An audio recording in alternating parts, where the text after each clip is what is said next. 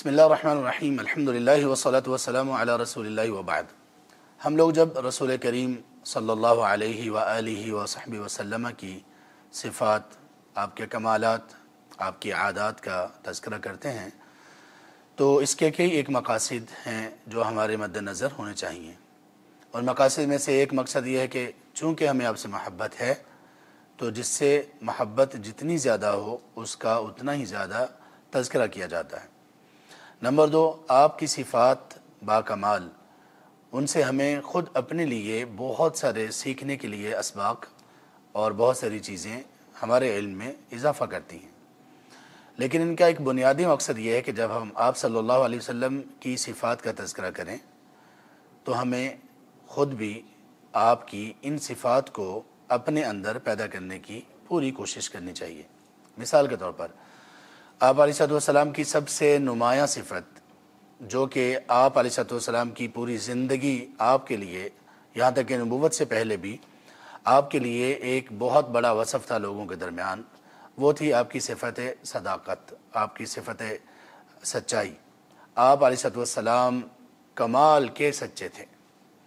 آپ علیہ السلام اتنے سچے تھے کہ 40 سالہ آپ کی زندگی نبوت سے پہلے والی، اس پوری زندگی میں آپ علیہ السلام پر کسی بھی شخص نے آپ کے متعلق جھوٹ کے بارے میں انگلی نہیں اٹھائی۔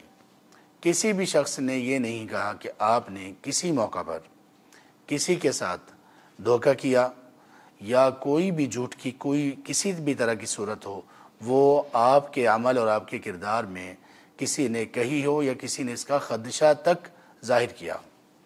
وہ نبی اتنے سچے تھے، سبحان اللہ۔ اور پھر اللہ کے رسول صلی اللہ علیہ وسلم کو جب نبوت مل گئی تو نبوت کے ملنے کے بعد بھی اس بات کو ایک بہت بڑی دلیل کے طور پر پیش کیا گیا، جیسے اللہ تعالیٰ نے سورہ یونس کی آیت نمبر 16 میں ارشاد فرمایا، فَقَدْ لَبِثْتُ فِيكُمْ عُمَرًا مِّن قَبْلِ۔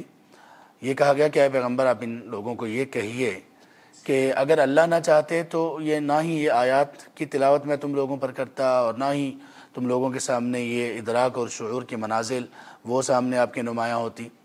فَقَدْ لَبِثْتُ فِيكُمْ عُمَرًا مِّن قَبْلِ، میں نے تم میں ایک عمر گزاری، اس سے پہلے دعوی نبوت سے پہلے میں نے تم لوگوں میں ایک عمر گزاری ہے۔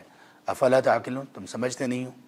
اس میں کیا نشانی تھی، اس میں کیا سبق ہے اس آیت میں؟ وہ یہ ہے کہ اگر ایک شخص نے، اور یہی بات ہرقل نے کہی تھی ابو سفیان سے کہ میں نے آپ سے پوچھا اس پیغمبر کے بارے میں، اس وقت ابو سفیان ابھی مسلمان نہیں ہوئے تھے، صحیح بخاری میں یہ واقعہ ہے، تو انہوں نے کچھ سوالات کیے، ان میں سے ایک سوال یہ تھا ہرقل کا، ہرکلیس کا، کہ کیا آپ نے کبھی بھی اس نبی پر جو خود کو نبی کہتے ہیں ان پر کبھی بھی جھوٹ کی کوئی تہمت لگائی؟ انہوں نے کہا نہیں۔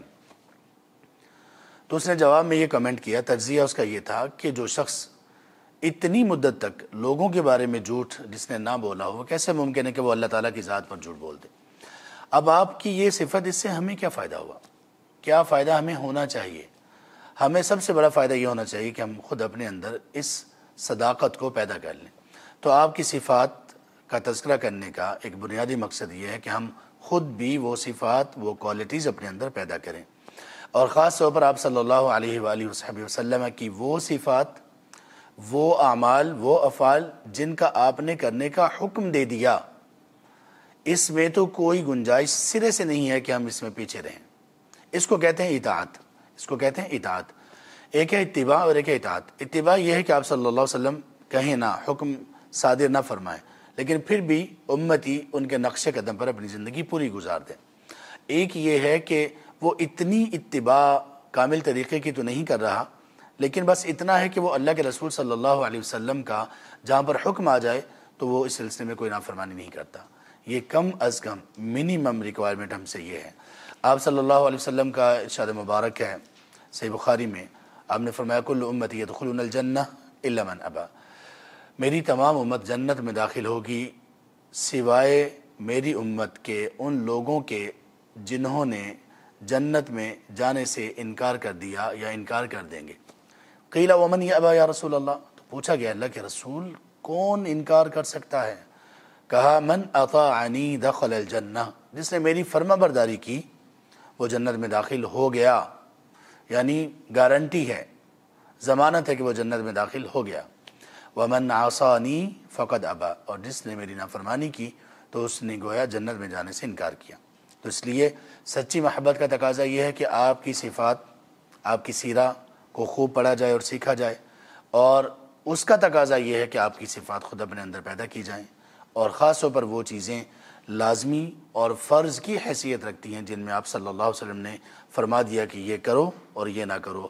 ان دو چیزوں میں آپ صلی اللہ علیہ وسلم کی اطاعت اور فرمانبرداری کے بغیر جنت کا حصول ممکن نہیں۔ اللہ تعالی ہمیں آپ صلی اللہ علیہ وسلم کی حقیقی محبت اور آپ کی اتباع اور اطاعت نصیب کرے، آمین یا رب العالمین۔ بارک اللہ فیکم۔